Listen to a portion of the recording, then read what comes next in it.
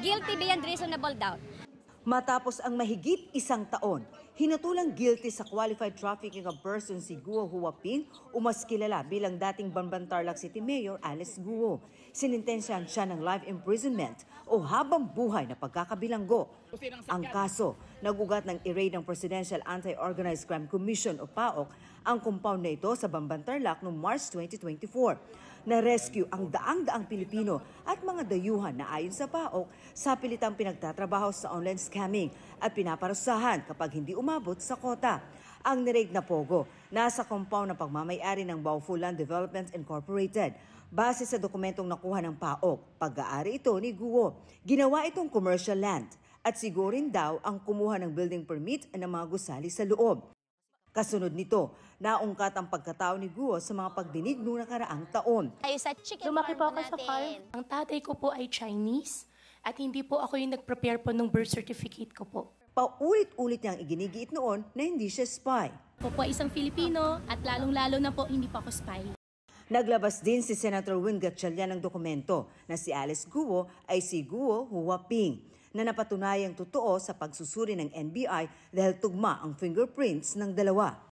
Umalis ng bansa si Guo at natunton sa Indonesia. Kalaunay, naibalitin siya sa Pilipinas para harapin ang mga inihain sa kanyang kaso. Hanggang sa hatulan na siyang guilty. Napakabilis po ng korte.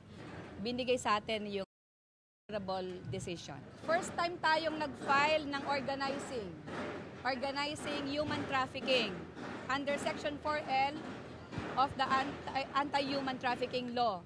So first time din na nag-convict ang court ng organizing. Bukod kay Guo, guilty rin ang hatol sa 7 iba pa. Habang buhay na pagkakabilanggo rin ang parusa. Kailangan din nilang magbayad ng 2 milyong pisong multa at magbigay ng 600,000 piso na moral at exemplary damages. 8 naman ang naakwit. Habang 5 pang akusado ang pinaghahanap, kabilang si Dennis Cunanan na dati nang nasangkot sa PDAF anomaly. Base sa desisyon ng korte, sinabi nitong napatunayan ng mga ebidensya ang mga elemento ng qualified trafficking sa kaso, ang pag-organisa, pagbibigay ng financial support at pag-utos sa ibang tao, pati ang pananakot, paggamit ng dahas, pagpilit at ang forced labor. Sa kanyang depensa sa korte, sinabi ni Guo na taong 2021 ay wala na siya sa Baofu. Pero ayon sa korte, si Guo at iba pang akusado ay napatunayang mga beneficial owner ng Baofu. Itinuturing na tagumpay ng National Bureau of Investigation at Department of Justice ang conviction kay Alice Guo.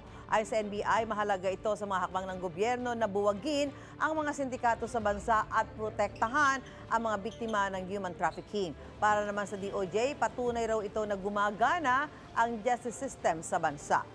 Napakalaking panalo to sa ating bansa, lalo na sa dako ng human trafficking. Connected din yan sa confidence sa ating justice system.